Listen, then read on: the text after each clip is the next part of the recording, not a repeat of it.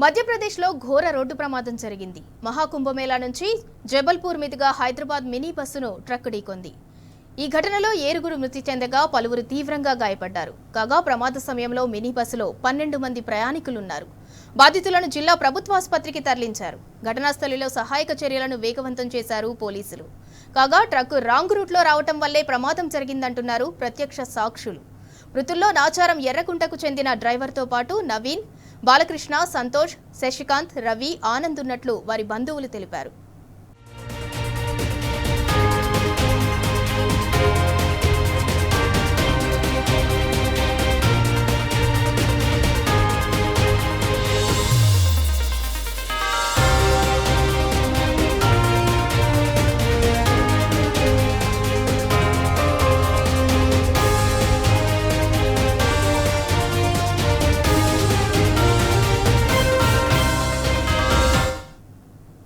మధ్యప్రదేశ్లో ఘోర రోడ్డు ప్రమాదం జరిగింది. మహాకుంభమేళా నుంచి జబల్పూర్ మీదుగా హైదరాబాద్ వస్తున్న మినీ బస్సును ట్రక్ ఢీకొట్టింది. ఈ ఘటనలో 7 మృతి చెందగా పలువురు తీవ్రంగా గాయపడ్డారు. కాగా ప్రమాద సమయంలో మినీ బస్సులో 12 మంది ప్రయాణికులున్నారు.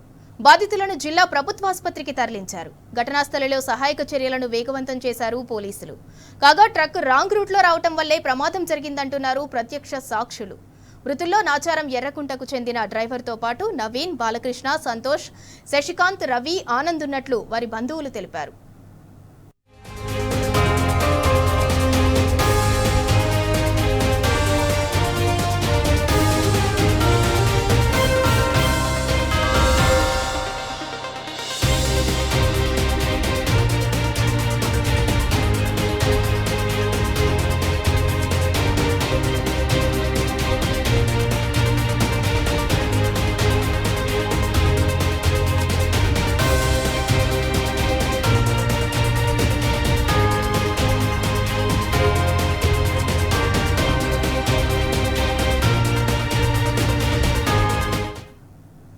మధ్యప్రదేశ్లో ఘోర రోడ్డు ప్రమాదం జరిగింది. మహాకుంభమేళా నుంచి జబల్పూర్ మీదుగా హైదరాబాద్ వస్తున్న మినీ బస్సును ట్రక్ ఢీకొట్టింది. ఈ ఘటనలో 7 మృతి చెందగా పలువురు తీవ్రంగా గాయపడ్డారు.